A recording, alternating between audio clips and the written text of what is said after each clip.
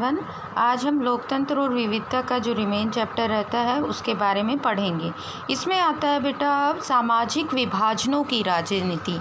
इसमें हम लोकतंत्र और विविधता में हम जो भी हमारे समाज में विभिन्नताएं मौजूद हैं उन सब के बारे में हम पढ़ रहे थे।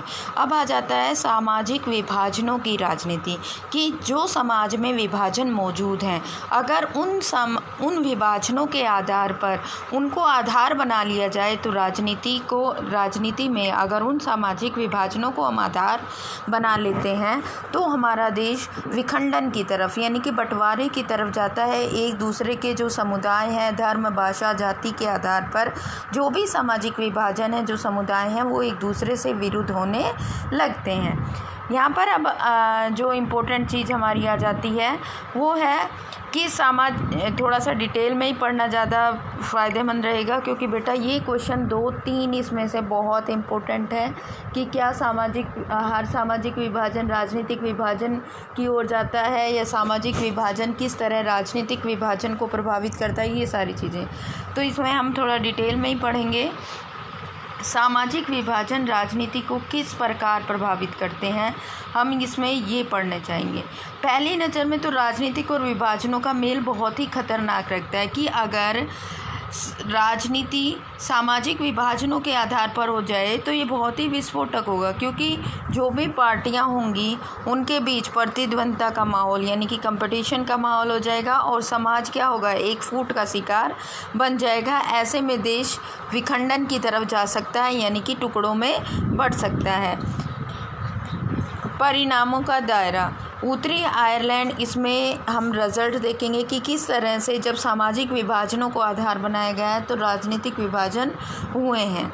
उत्तरी आयरलैंड जो इंग्लैंड का ही ब्रिटेन का ही एक हिस्सा है काफ़ी लंबे समय से जातीय और कटुता हिंसा का शिकार है क्योंकि यहाँ पर सिर्फ रहते तो ईसाई धर्म के ही लोग हैं लेकिन वो धर्म के ही 2 प्रमुख पंथों में यानी कि ईसाई धर्म ही 2 प्रमुख उसमें भागों में बटा हुआ है, कैथोलिक और प्रोटेस्टेंट। जो आयरलैंड है वहाँ की जो 53% आबादी है बेटा वो प्रोटेस्टेंट है जबकि 44% जो % है वो क्या है, कैथोलिक है। और जो कैथोलिक का जो भी प्रतिनिधित्व है वो वहाँ की नेशनलिस्ट पार्टियाँ करती हैं। अब देखो जो कैथोलिक हैं वो क्या मांग रखते हैं और प्रोटेस्टेंट क्या मांग रखते हैं। जो कैथोलिक हैं जो नेशनलिस्ट पार्टी है उनकी मांग है कि उत्तरी आयरलैंड को आयरलैंड गणराज्य के साथ मिलाया जाए जो कि मुख्यतः कैथोलिक यानी कि जो कैथोलिक वाले हैं वो कहते हैं कि उत्तरी आयरलैंड को जो आयरलैंड गणतंत्रिक देश है उसके साथ मिला दिया जाए वहाँ पर क्योंकि कैथोलिक्स रहते हैं।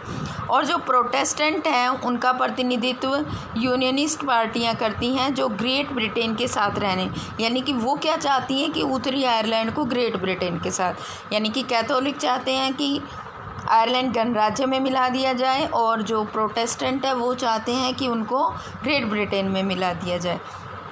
ब्रिटेन मुख्यतः प्रोटेस्टेंट ईसाइयों का देश है। तो इस तरह जो वहाँ की 2 पार्टियाँ हैं यूनियनिस्ट और नेशनलिस्ट उनके बीच हिंसक टकराव होते रहते हैं। ब्रिटेन के सुरक्षा बलों सहित सैकड़ों लोग और सेना के जवान मारे जा चुके हैं यानी कि वहाँ पर हिंसात्मक जो प्रतिद्वंद्विता का रूप धारण वहाँ ने इस विभाजन ने कर लिया है। अब दूसरी अगर हम कहानी देखें तो वो है यूगोस्लाविया की। ऐसा सुखद अंत नहीं हुआ, वहाँ पर भी यूगोस्लाविया मतलब जो सामाजिक विभाजन पर राजनीति की गई तो वहाँ पर यूगोस्लाविया 2 हिस्सों में बट गया, यूगो और स्लाविया 2 देशों में बट गया।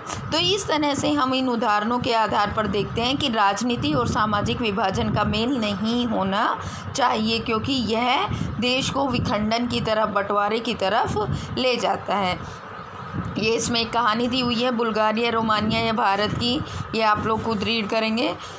अब जो इसमें मेन इम्पोर्टेंट चीज़ आ जाती है बेटा इसी में ही परिणाम वाले में ही कि यह सच्चाई है कि राजनीति में सामाजिक विभाजन की हर अभिव्यक्ति फूट पैदा नहीं करती। अब तो हमने देखा कि सामाजिक विभाजन से जो है राजनीतिक विखंडन की तरफ दे जाता है लेकिन यह ज़रूरी नहीं है कि हर सामाजिक विभाजन राजनीतिक विखंडन की तरफ जाए। ठीक है, हमने पहले भी देखा कि दुनिया के अधिकतर देशों में किसी न किसी किस्म के असामाजिक विभाजन होते हैं, जैसे भारत में भी है, धर्म के आधार पर, जाति के आधार पर, भाषा के आधार पर। तो इस तरह से, लेकिन इन समुदायों को उचित प्रतिनिधित्व देने का प्रयास करना और विभिन्न समुदायों की उचित मांगों और ज़रूरतों को पूरे करने वाली नीतियां बनाना इसी कड़ी का हिस्सा है। और मतदान स्वरूप इन सामाजिक संबंध विभाजनों को एक प्रत्यक्ष संबंध भी देखा जा सकता है।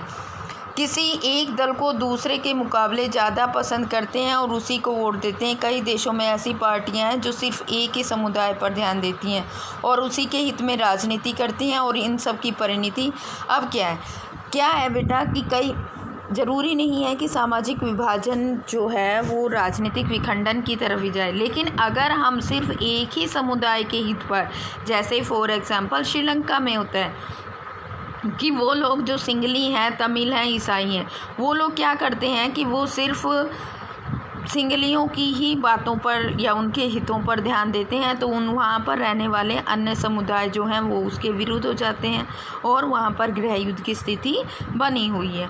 अब इसके जो मुख्य जो इम्पोर्टेंट चीज़ आ जाती है हमारी, वो है इसके 3 आयाम, यानी कि इसके 3 पक्ष हैं। इन सामाजिक विभाजनों की राजनीति के परिणाम की जो है वो 3 चीज़ों पर निर्भर करता है कि लोग उसको किस तरह से देखते हैं। तो ये बहुत ही इम्पोर्टेंट चीज़ है बेटा। पहला है अपनी पहचान, ये लोगों में अपनी पहचान के प्रति आग्रह की भावना, ये इम्पोर्टेंट पॉइंट बनता है। ये आपकी हेडिंग बनेगी कि लोगों में अपनी पहचान के प्रति आग्रह, कि लोग खुद को क्या मानते हैं, वो अपने आप को एक विशिष्ट समुदाय का सदस्य मानते हैं या एक दूसरों से तालमेल बैठाना चाहते हैं, या खुद को सिर्फ धर्म या भाषा के आधार पर दूसरे समुदाय से अलग मानते हैं। जब तक उत्तरी, जैसे इसमें फॉर एग्जांपल हम देते हैं कि जब तक उत्तरी आयरलैंड है वो खुद अपने आप को सिर्फ प्रोटेस्टेंट या कैथोलिक मानते रहेंगे, तो वहाँ पर इस समस्या का हल होना बहुत ही मुश्किल है। लेकिन अगर वो अपनी बहुस्तरीय पहचान के प्रति सचेत हैं और उन्हें राष्ट्रीय पहचान का हिस्सा या सहयोगी मानते हैं तो कोई समस्या नहीं होगी, जैसे कि बेल्जियम में नहीं हुई। बेल्जियम के लोग, वहाँ पर भी बेल्जियम एक छोटा सा देश है और वहाँ पर डच और फ्रेंच और जर्मन लोग भाषा बोलने वाले लोग रहते हैं, लेकिन वो अपने आप को डच, फ्रेंच या जर्मन मानने से पहले अपने आप को बेल्जियाई मानते हैं। तो वहाँ पर इस तरह की स्थिति उत्पन्न नहीं होती। तो इसका मतलब है कि लोग किस तरह से अपनी पहचान दिखाना चाहते हैं, वो सिर्फ अपने आप को एक धर्म, भाषा से बांध कर रखना चाहते हैं या एक अपने देश के आधार पर अपनी पहचान रखना चाहते हैं। दूसरी जो इसमें मुख्य चीज़ आ जाती है बेटा, वो है किसी भी समुदाय की मांगों को राजनीतिक दल कैसे उठा रहे हैं। दूसरी की जो हमारे राजनीतिक दल हैं, एक मिनट, दूसरी महत्वपूर्ण चीज़ है कि किसी भी समुदाय की मांगों को राजनीतिक दल उठा कैसे रहे।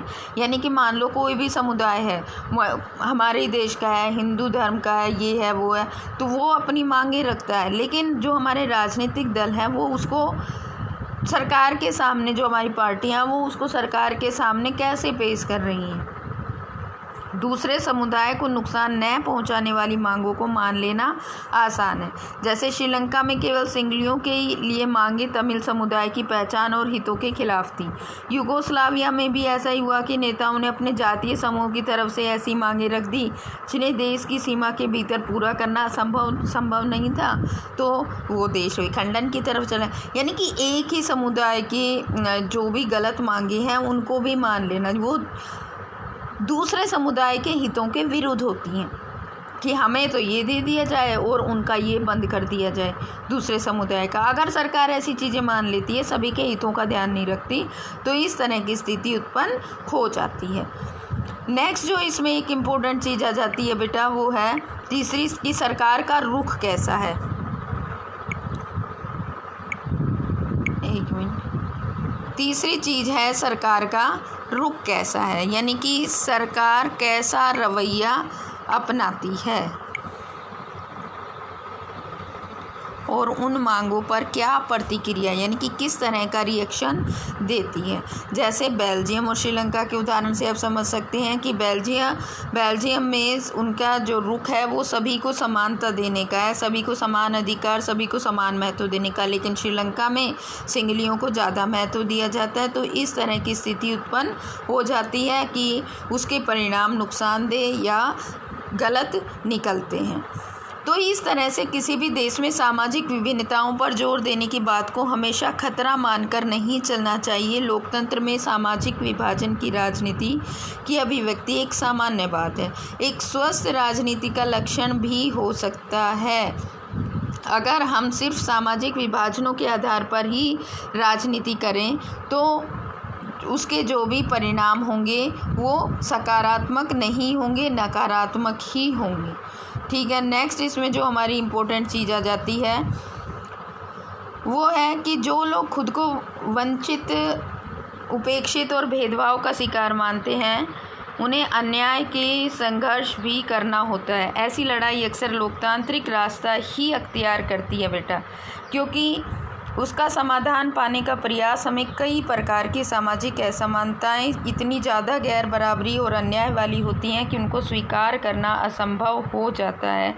और इतिहास बताता है कि ऐसी तमाम गड़बड़ियों की पहचान करने के और विविधता को समाहित करने का लोकतंत्र ही एक सबसे अच्छा तरीका है।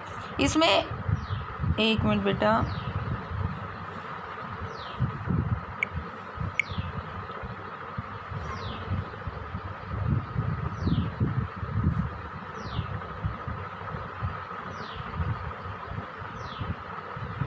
ये बीच में बंद हो गया था।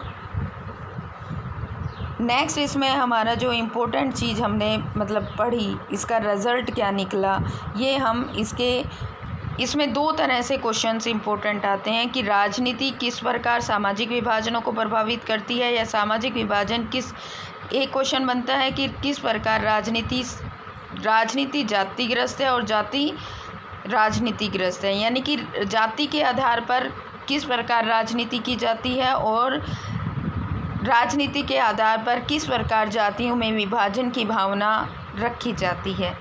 नेक्स्ट जो इसमें हमारा इम्पोर्टेंट जो क्वेश्चंस हैं वो सारे जो भी इसके अभ्यास के प्रश्न हैं वो भी इम्पोर्टेंट है। जैसे कि ये जो है सामाजिक विभाजन की सारी राजनीतिक अभिव्यक्तियाँ खतरनाक ही क्यों हैं और क्यों ज़रूरी हैं।